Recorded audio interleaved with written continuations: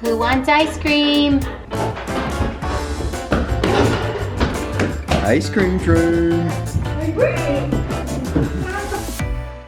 Morning, everyone. Good morning, everyone. It's actually lunchtime over here. We are picking up Justin for his lunch hour. We're gonna go look at another Honda Odyssey. I spent this morning while Ava was at school getting my phone figured out. I ended up filing an insurance claim, paying a large deductible. Not as painful as replacing the phone, but still kind of a bummer. I have to tell you a few things I learned. For those of you who have iPhones, you probably already know this, but maybe if you don't, here's your PSA.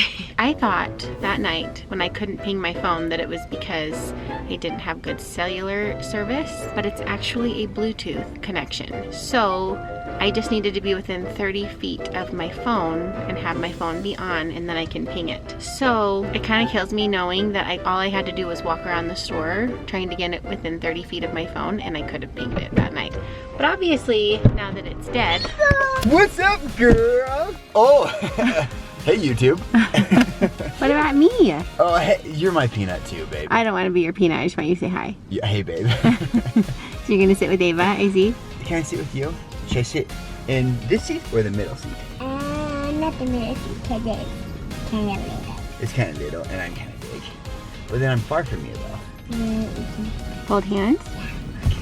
Oh, wait, gotta put my seatbelt on. So anyway, I learned that one the hard way. So if you are within Bluetooth 30-foot range of your phone, just follow it around with your watch and try to ping it. I no longer can do that because my phone is dead. I will be honest, Justin doesn't even know this. I went back to Costco one more time this morning before I went to Sprint and filed a claim in hopes that I would find it, and I didn't. Still not in the lost and found. So I finally gave in today. That was the hardest part for me, was just giving in to accepting that it's lost. So I gave in. Phone's coming tomorrow, which is going to be really, really, really nice to have a phone back.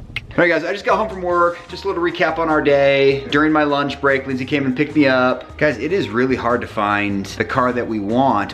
So we want the same car, just a newer year, but we're having a hard time finding that within just a reasonable price range. This one was a good option. There's just a lot to consider. The mileage, the condition of the car, some of the features inside. Like, for example, we want like a DVD player, because our kids have become accustomed to that on road trips, to be able to kind of watch movies or things like that. For the time being, Lindsay's just using the truck and I'm catching rides to work. You know, some of the people in my neighborhood work at Opinion, and so, you know, it hasn't been too inconvenient for me to just kind of catch rides to work.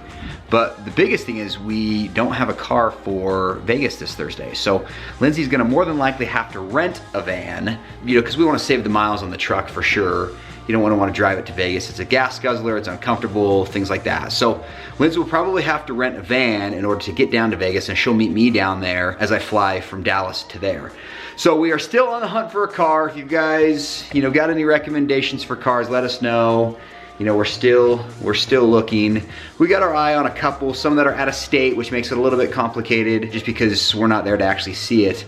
In fact, funny story, the boat that we have, we bought it from out of state as well. We bought it from Wisconsin, but ironically, we hadn't seen it in person until it arrived here at our house. So, you know, we're kind of familiar with, you know, that process a little bit, FaceTiming the salesperson, having them walk through it and things like that, and kind of just hoping that everything's good. A car's a little bit different though, because a car has a lot of more mechanical things to it than a boat, things like that, but you know, we want to make sure that we're getting into something good before it's all of a sudden shipped here. Well, in the meantime, we've got a lot to do in order to get ready for the upcoming trip to Vegas. And so we are gonna get this house all cleaned up, because honestly, we're a little bit behind on laundry. We're behind on some of our chores, because we've just been out of town a little bit.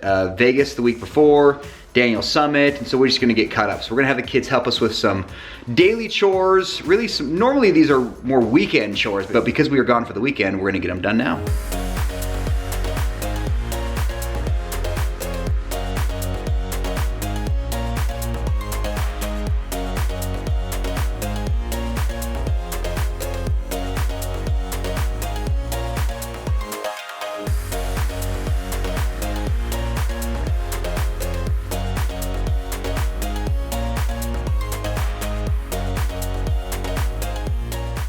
So when we talk about our life in Holland, we talk about some of the highs and some of the lows, some of the things that make our life uniquely more fulfilling. And special in its own way and sometimes more beautiful than we could have ever imagined. But with that also comes days that are hard, days that are tougher than we ever imagined it would be. And Cerebral Palsy Awareness Day is coming up in March.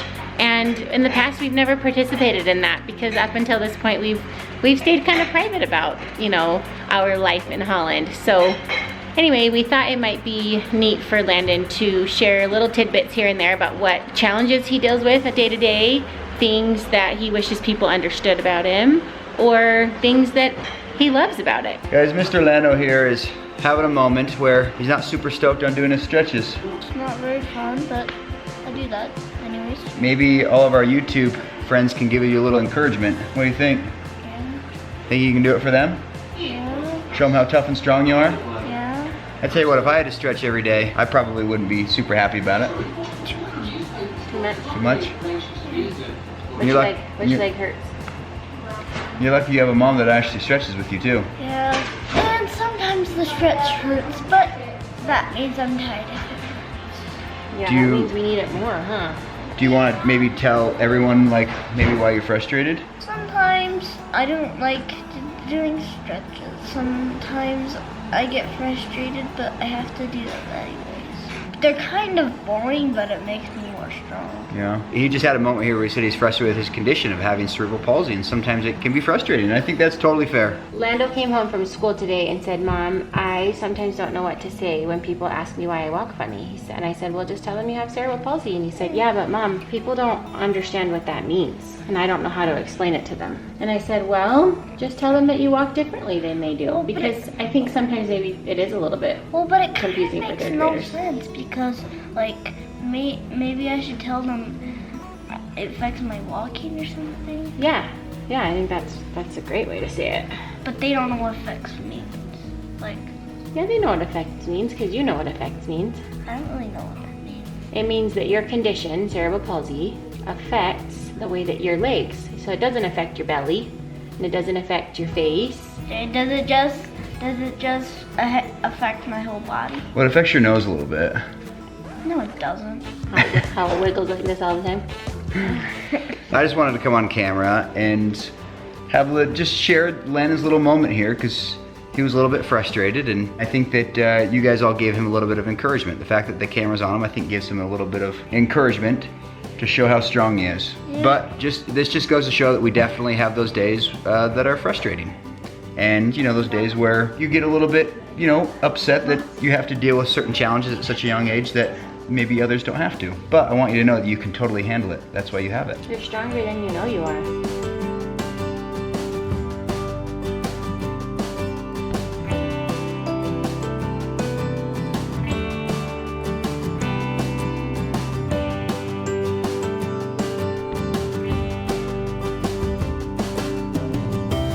All right, guys, well, we have wrapped up cleaning. Guys, this house is pretty darn spotless. And, well, it's time to reward these kids for hard work, so we're gonna do some ice cream. Alexa, announce. What's the announcement? Who wants ice cream? Announcement. Who wants ice cream? Ice cream train. You're that excited about ice cream?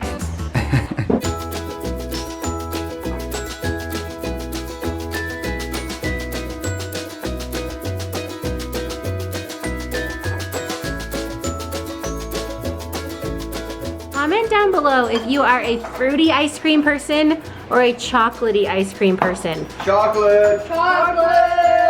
Fruity. Okay, Ava fruity, Ashley chocolate, Turin fruity, Lando chocolate? Yep. Dad? Chocolate? Chocolate. I think you might be both. No, I'm a chocolate. For ice cream? Yeah, me too. Unless it's raspberry. I am definitely a chocolate for ice cream person, but I also love tart frozen yogurt. So I might be in all of the above. But ice cream, definitely chocolate. Turin's getting serious over here and heating up his hot fudge. The only way to do hot fudge is hot. You burned it. Uh-oh. Okay guys, thanks for coming along today. We are in major clean prepare mode because we've got a crazy week ahead of us. Come back tomorrow for a special family Q&A that we are recording tonight, especially so that Justin can be here for part of it because he is leaving early in the morning for Dallas, Texas. So come back tomorrow and we are gonna answer all your questions. See you guys.